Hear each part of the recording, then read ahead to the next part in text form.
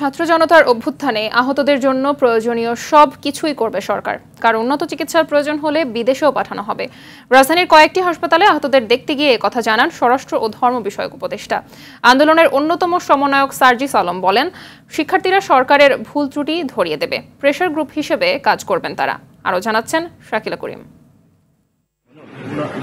বৈষম্য বিরোধী ছাত্র আন্দোলনে আহতদের বড় অংশ চিকিৎসা নিচ্ছেন রাজধানীর বিভিন্ন হাসপাতালে। তাদের খোঁজ নিতে সকালে শেরেবাংলা নগরের জাতীয় অর্থোপেডিক হাসপাতাল ও জাতীয় চক্ষু বিজ্ঞান ইনস্টিটিউটে যান স্বরাষ্ট্র উপদেষ্টা। তিনি জানান, আহতদের সব রকম সহায়তা দেবে সরকার। ভালো কেয়ার নিচ্ছে এবং এদের কোনো আপাতত এদের কোনো নেই।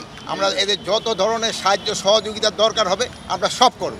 ঢাকা মেডিকেল কলেজ হাসপাতাল ও শেখ হাসিনা জাতীয় বার্ন ও প্লাস্টিক সার্জারি ইনস্টিটিউটে আহতদের খোঁজ খবর নেন ধর্ম বিষয়ক উপদেষ্টা। বিদেশে পাঠানোর যদি প্রয়োজন পড়ে ডাক্তারদের বিশেষজ্ঞদের পরামর্শে, এটাও বাংলাদেশ গভর্নমেন্ট বাইরে পাঠানোর জন্য প্রস্তুত আছে।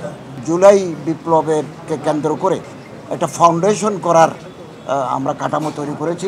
মাননীয় প্রধান উপদেষ্টা বলেছেন যে আমরা এরকম একটা ফাউন্ডেশন করতে যাচ্ছি।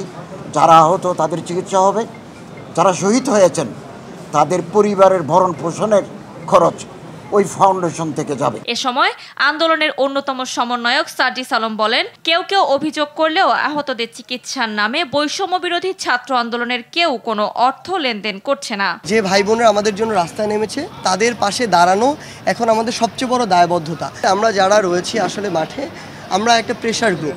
আমরা যেমন প্রেশারে রেখেছিলাম যখন অন্য কোনো দল ক্ষমতায় ছিল, তখন আমরা এই অন্তর্বর্তীকালীন সরকারকেও প্রেশারেই রাখবো। তারা যেই কাজগুলো তাদের করা উচিত, তারা যদি এই কাজটি না করে আমরা অবশ্যই তাদের ভুলগুলো তাদের চোখে আঙুল দিয়ে দেখিয়ে দিই। এ সময় আহতদের চিকিৎসার জন্য আজ সুন্নাহ ফাউন্ডেশন থেকে 5 কোটি টাকা সহায়তা দেওয়া হয়। শাকিলা করিম, RTV, ঢাকা।